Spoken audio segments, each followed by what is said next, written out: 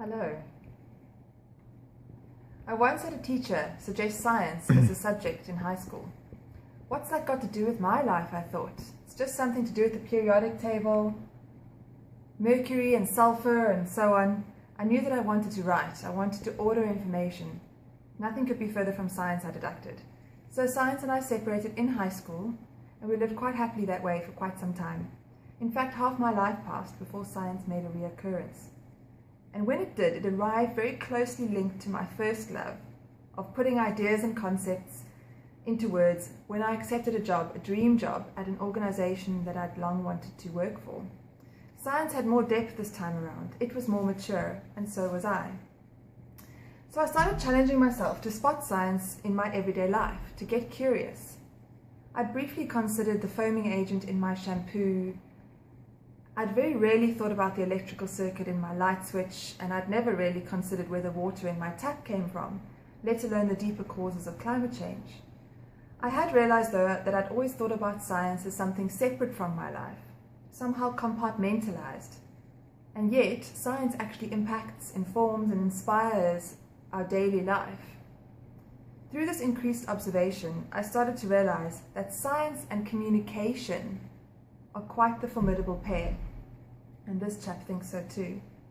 And science communication is in essence the public communication of science for the average person like you and I.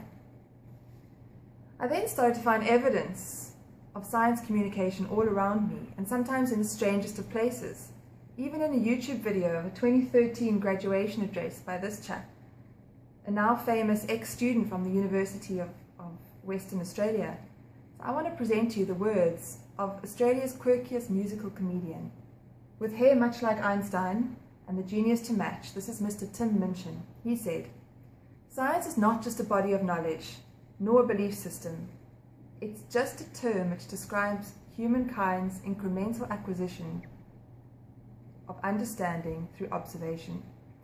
He gives an example of climate change and how we fail to communicate around it, and he says that actually this is more to do with politics than it is to do with science. And he goes on to say that the arts and science need to work together to improve how knowledge is communicated, and I couldn't agree more. So while Minchin was promoting science communication without even realizing it, some 40 years before, when the internet was still a flicker in the digital dark age, an American cosmologist called Carl Sagan was popularizing science. He was revered as a great thinker of his time, and he had two reasons for popularizing science. The one he called naked self-interest, and the other one was because he said the excitement of communicating one's own science. So Sagan and many other scientists have been very passionate, and they've wanted to tell the world about their fascination with science, and herein lies the essence of science communication. I think that we should all be sharing our fascinations and the science behind them more often.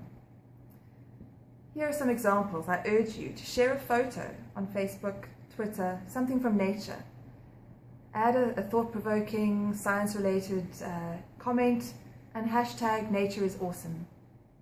Read a science journal and also read the labels on your food and on your shampoo bottle. I also encourage you to visit a museum or a science centre and to go and play. And I'd encourage you to discuss climate change, fracking, evolution, and the vaccine debate. Discuss how it affects those around you and you. I also encourage you to follow scientists, communicators, politicians, and comedians on Twitter. See what they're saying. Read the facts and the fiction, form your own opinions, and consider someone else's point of view as well. I also encourage you to conduct your own experiments, find your own examples, and practice telling your own stories. Don't just like things on social media. Comment, ask questions, get curious. I've also realized recently how Australians have added science communication value and vibrance to my life. Baz Luhrmann over here, who is an Australian filmmaker, and through a spoken word song of an old poem, he basically inspired all of us to wear sunscreen. Then there was climate change awareness through the global switch-off campaign known as Earth Hour, which started in Australia in 2007. Its focus was bringing a very complex topic to the general public through the symbolic switch-off. Quite clever. And of course Tim Minchin, who brought science communication to the address, the graduation class, and the rest of us. So I want to say thank you, Australia. It's been kind of like spotting my ideal car and my favorite color. You know how when you start to see something around you that when you've got your mind on it, you start to notice it everywhere. So this for me and for you is much the same as science communication. From this point forward, you will start to notice it subtly and all around you. And much like Baz Luhrmann's one piece of advice, to wear sunscreen, my advice to you is to get curious. And in closing, Tim Minchin, I will be quoting one more time, when he said, in my opinion, life is best spent learning as much as you can, about as much as you can. So I say to you again, get curious, spot the science communication in everything.